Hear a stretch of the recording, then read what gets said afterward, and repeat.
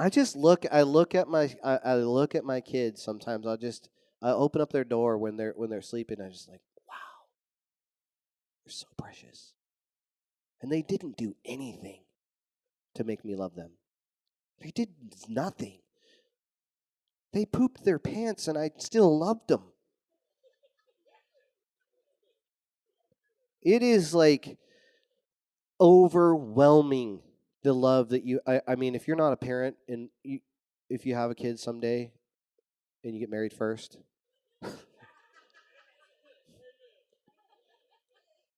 when you get to hold your child for the first time, it is like it's like heaven is on earth. I held Benton in my hands the second he was born, and I just felt overwhelmed, like, and scared. Like, what do I do? Right? Like Steve says, like, what do I do with this thing? But also, like, I know in that moment, I will die for this baby. I will step in front of dogs. I will step in front of danger because I love him, and I'll love him no matter what. No matter what. I'm going to dare to say that even, and I'm not praying this, I'm not saying this, but if my son grows up to be a bad kid, which he won't, I will still love him. Will I approve? No.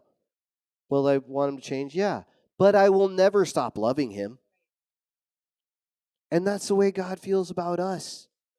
I'm just thinking of all these different scriptures in Matthew when Jesus is being baptized by John the Baptist, he comes up out of the water and the Father speaks from heaven and said, "This is my son.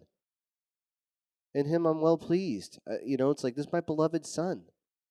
What did Jesus do before that moment in ministry? Nothing. I mean, not that's recorded. He was a carpenter's son to his non-biological father.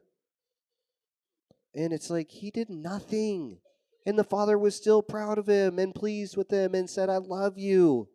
And then he went out and did some cool stuff, but he led from that position of being loved.